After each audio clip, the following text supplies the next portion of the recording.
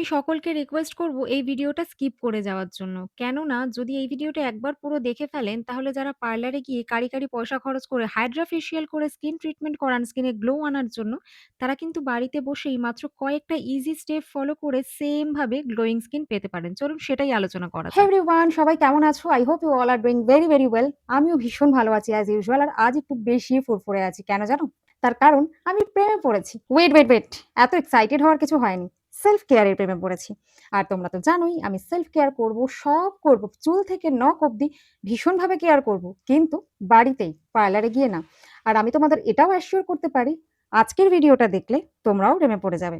আমার নয়, ফেসিয়াল কিটটার। So let's start. নিজের ইন্ট্রোডাকশন তো দিয়ে দিয়েছি, ফেসিয়ালের ইন্ট্রোডাকশন না হয় ফেসিয়াল করতে করতেই দেওয়া যাবে। তো চলো তাহলে আর সময় নষ্ট করব না, আজকে আমি করব বিটরুট ফেসিয়াল।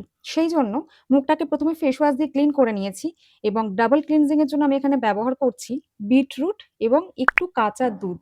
কটন প্যাড ভিজিয়ে তার মধ্যে ভালো করে মুখটাকে ক্লিন করে নিতে হবে। কাঁচা দুধ আমাদের স্কিনের জন্য কতটা উপকারী আমরা সেটা কিন্তু সবাই জানি, রাইট?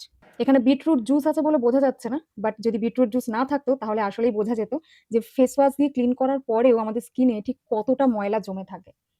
দুধ সেগুলো সমস্ত কিন্তু ক্লিন করতে সাহায্য কটন করবে। প্যাডটা সমস্ত মুখে ভালো করে রাব করতে হবে এবং একটু জেন্টলি অবভিয়াসলি। তোমরা চাইলে ঘাড়ে, গলায় এগুলোতেও করতে পারো। বাট আমি যেহেতু স্নানের পরে বিকেলবেলা ফেসিয়ালটা করছিলাম, তো সেইজন্য আমি শুধুমাত্র মুখেই করছি। বাট আমি সাজেস্ট করব ঘাড়ে, গলায় সমস্ত জায়গায় করলে ভালো হয়। আর মুখটা তো ভীষণ ইম্পোর্টেন্ট, কেননা ক্লিনজিংটা যদি ভালোভাবে না করি তাহলে কিন্তু বাকি পার্টগুলো স্কিনের মধ্যে অ্যাবজর্ব করবে না। ক্লিনজিং ডান, এবার আমি একটু মুখটা ক্লিন করে আসি, ওকে? আমি ভালো করে মুখটা ক্লিন করে চলে এসেছি। এবার আমরা যাব নেক্সট স্টেপে। আমার নেক্সট স্টেপ হচ্ছে স্টিমিং।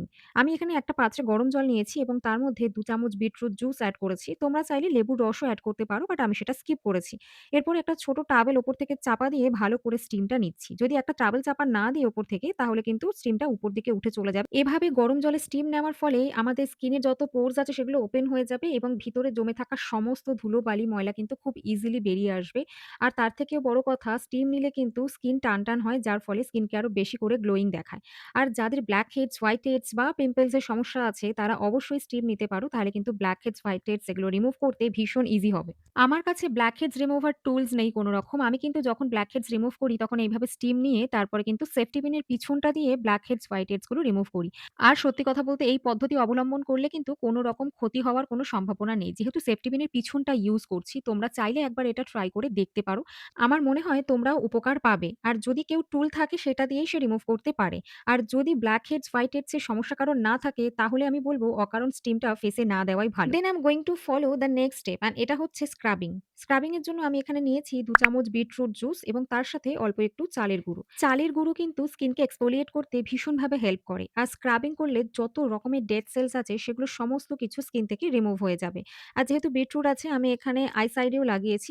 এই স্টেপটা ফলো করার সময় আমাদের কিন্তু অবশ্যই বাড়তি সতর্কতা অবলম্বন করতে হবে। কেননা চোখের মধ্যে যদি কোনোভাবে ঢুকে যায় তাহলে কিন্তু আলাদা রকম ইরিটেশন তৈরি হতে পারে।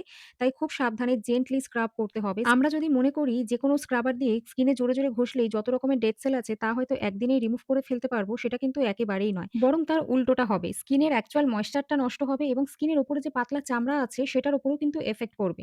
তার ফলে কি হবে? স্কিনটা অনেক তাড়াতাড়ি এজেড হয়ে যাবে। তাই স্ক্রাবার সেটা ফেসের হোক বা বডির, সেটা কিন্তু সপ্তাহে ১ দিন ইউজ করলেই একটা ভালো রেজাল্ট পাওয়া সম্ভব। আমি ৩-৪ মিনিট স্ক্রাবিং করার পর তারপর ফেসটাকে ক্লিন করে চলে এসেছি। এবার আমরা যাব কিন্তু ফাইনাল স্টেপে। আজকের শো স্টপার হলো এই বিটরুট ফেস প্যাক, যেটা আমি বানিয়েছি বিটরুট জুস সাথে একটু অ্যালোভেরা জেল। আমার বাড়িতেই অ্যালোভেরা গাছ আছে তাই আমি অরিজিনাল জেলটাই সেখান থেকে বের করে নিয়েছিলাম। একটু বেসন নিয়েছিলাম আর ১ চামচ মধু নিয়েছিলাম। সবকটাকে ভালো করে একসাথে মিক্স করে নিয়ে এবার এপ্লাই করার পালা। বিটরুট এবং অ্যালোভেরা কিন্তু স্কিনকে ভীষণভাবে গ্লোয়িং করতে হেল্প করে আর অ্যালোভেরা কিন্তু স্কিন হোয়াইটেনিং এও হেল্প করে। তোমরা তোমাদের পছন্দের অ্যালোভেরা জেল ইউজ করতেই পারো। বেসন কিন্তু যেকোনো রকম দাগ ছোপ হালকা করতে সাহায্য করে আর মধু কিন্তু স্কিনকে ময়েশ্চার করবে। আমি এটাকে ফেসে এপ্লাই কি করব? আমার তো কালারটা দেখেই আমি প্রেমে পড়ে যাচ্ছি যে এত সুন্দরও দেখতে হয় কোনো প্যাক। সত্যি আমার তো তাকিয়ে থাকতে ইচ্ছা করছে। মনে হচ্ছে চোখই না ফেরাই। নিজেই নিজের প্রেমে পড়ে যাচ্ছি। আই মিন ফেস প্যাকটার, sorry. So yes, here I am and I am done for the day. আমি প্যাকটাকে ২০ মিনিট রেখেছিলাম ড্রাই করার জন্য এবং তারপরে ফাইনালি আমি ক্লিয়ার করে চলে এসেছি। এবারে আমি একটুখানি টোনার এপ্লাই করব। আজকে আমি পিলগ্রিমের টি ট্রি টোনারটা এপ্লাই করছি, যেটা আমি অনলাইন শপিং করে ফ্রিতে পেয়েছিলাম। কেমন লাগলো আজকের ভিডিওটা অবশ্যই জানিও। যদি ভিডিওটা একটু ইউজফুল মনে হয় তাহলে একটা অবশ্যই লাইক করতে ভুলো না। কেননা তোমাদের একটা লাইক কিন্তু আমাকে এগিয়ে যেতে অনেকটা হেল্প করবে। এবং আগামী দিনে নতুন আরো ভিডিও আনার জন্য আমি অনেকটা উৎসাহ পাবো।